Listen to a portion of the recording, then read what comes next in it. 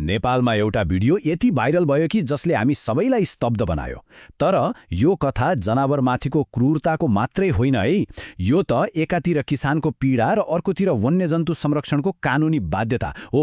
यही दुई कुरा बीचको एउटा निकै नै जटिल द्वन्द्वको ऐना हो।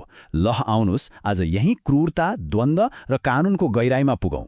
यो घटनाले मान्छेको मनमा कति गहिरो चोट पुर्यायो होला त्यो बुझ्नलाई सामाजिक सञ्जालमा आएको एउटा कमेन्ट नै काफी छ जस्तो लाग्छ।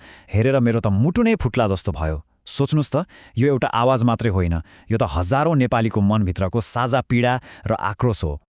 आखिर के थियो त त्यो भाइरल भिडियोमा? हेर्नुस्, दृश्य साँच्चै नै दर्दनाक थियो।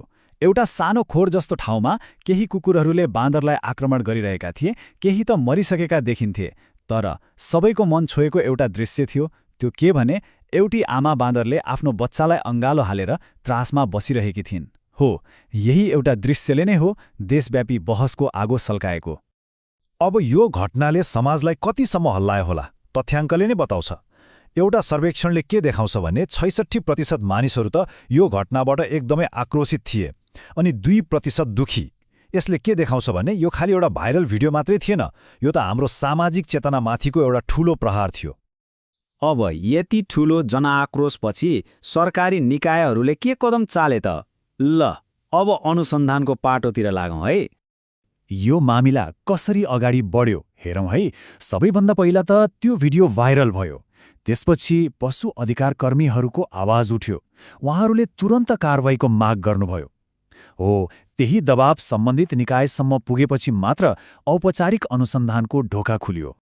अहिलेको कुरा गर्दा यो मुद्दामा दुईवटा प्रमुख पक्षहरू सक्रिय छन्। एकातिर पशु अधिकार कर्मीहरूले कानुनी लडाईँ सुरु गरिसकेका छन्, अनि अर्कोतिर सरकारी निकायहरू जस्तै ताप्लेजुङ जिल्ला प्रशासन र वन कार्यालय घटनाको सत्य तथ्य के हो भनेर पत्ता लगाउन अनुसन्धानमा जुटेका छन्। तर एकछिन सोचौँ त, के यो घटना कुनै एक व्यक्तिको क्रूरताको उपज मात्रै हो त? सायद होइन। यसको जरा त निकै गहिरो छ। त्यो हो मानव र वन्यजन्तु बीचको वर्षौंदेखिको सङ्घर्ष। ल अब यही द्वन्द्वलाई अलि नजिकबाट निहालौँ। यो द्वन्द्वमा दुईवटा कटु सत्य छन् जुन एकअर्कासँग ठोकिरहेका छन्। एकातिर ती किसानहरू छन् जसको रगत पसिनाले सिँचेको बाली बाँदरले एकैछिनमा सखा पारिदिन्छ, अनि अर्कोतिर देशको कानुन छ जसले भन्छ हरेक वन्यजन्तुलाई बचाउनुपर्छ। हो, यही दुई यथार्थ बीचको टक्राउले नै यस्ता हिंसात्मक घटनाहरू जन्माइरहेको छ। किसानको यही बढ्दो पीडा र गुनासो सुनेर होला सरकारले हालै एउटा निर्णय गर्यो। तर त्यो निर्णयले समाधानभन्दा पनि बढी भ्रम र जटिलता थपिदिएको छ जस्तो देखिन्छ। के थियो त त्यो निर्णय? त्यो निर्णय थियो जङ्गली रातो बाँदरलाई 1 वर्षका लागि कृषि हानिकारक वन्यजन्तु भनेर घोषणा गर्ने। अब यसको उद्देश्य के थियो भने किसानलाई आफ्नो बाली जोगाउन, बाँदर धपाउन वा नियन्त्रणमा लिन केही सहज होस् भन्ने। तर यहाँनिर सबैभन्दा ठूलो प्रश्न उठ्छ, के यो घोषणाले बाँदर मार्ने लाइसेन्स दिएको हो त? अब लागौं सबैभन्दा महत्त्वपूर्ण प्रश्नतिर। भावना र द्वन्द्वभन्दा पर हाम्रो देशको कानुनले चाहिँ यसबारे के भन्छ त? आउनुहोस् कानुनी प्रावधानहरूलाई अलिक केलाएर हेरौँ। नेपालमा वन्यजन्तु संरक्षणको मूल आधार भनेकै राष्ट्रिय निकुञ्ज तथा वन्यजन्तु संरक्षण ऐन 2029 हो। हेर्नुस् त, यो कानुन आजभन्दा 50 वर्ष अघि बनेको भए पनि यस्ता घटनाहरूमा फैसला गर्दा यही नै मुख्य आधार बन्छ।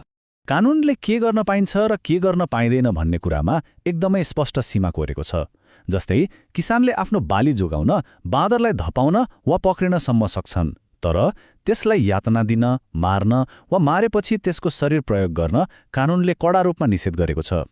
जुन भाइरल भिडियोमा देखियो नि, त्यो कार्य त स्पष्ट रूपमा यही कानुनी सीमाको उल्लङ्घन हो। अब जब कानुनको उल्लङ्घन हुन्छ तब सजायको कुरा त आउँछ नै। त्यसो भए यस्तो क्रूर काम गर्नेलाई यो ऐन अनुसार कस्तो सजाय हुन सक्छ त? कानुन अनुसार सजाय चाहिँ मारिएको बाँदर कुन प्रजातिको हो भन्ने कुरामा भर पर्छ। यदि त्यो आसामी रातो बाँदर जस्तो संरक्षित सूचीको बाँदर हो भने दोषीलाई 5 देखि 15 वर्षसम्म जेल हुन सक्छ। तर यदि त्यो संरक्षित सूचीमा नभएको जङ्गली रातो बाँदर नै हो भने पनि सजाय कम छैन, संरक्षितको आधासम्म सजाय हुन सक्छ। यसले के प्रश्न पार्छ भने कानुनको नजरमा यो कुनै सामान्य अपराध होइन। यो घटनाले हामीलाई एउटा निकै नै अप्ठ्यारो तर एकदमै महत्त्वपूर्ण प्रश्नको दुविधामा ल्याएर छोडेको छ। संरक्षण र जीविकोपार्जन, यी दुई बीचको सन्तुलन कसरी कायम गर्ने? अब लागौं यसको सारतर्फ। यहाँ बुझ्नुपर्ने सबैभन्दा महत्त्वपूर्ण कुरा के हो भने सरकारले बाँदरलाई कृषि हानिकारक भन्नुको अर्थ मार्ने लाइसेन्स दिनु कदापि होइन। यो बुझाइ गलत हो। यो घोषणाले किसानलाई केही राहत दिन खोजेको होला, तर यसले कानूनलाई आफ्नो हातमा लिएर क्रूरता देखाउने छुट कसैलाई पनि बिल्कुलै दिँदैन। अन्तमा भन्नुपर्दा यो भाइरल भिडियो आफैमा रोग होइन, यो त एउटा गम्भीर रोगको लक्षण मात्र हो। त्यो रोग के हो?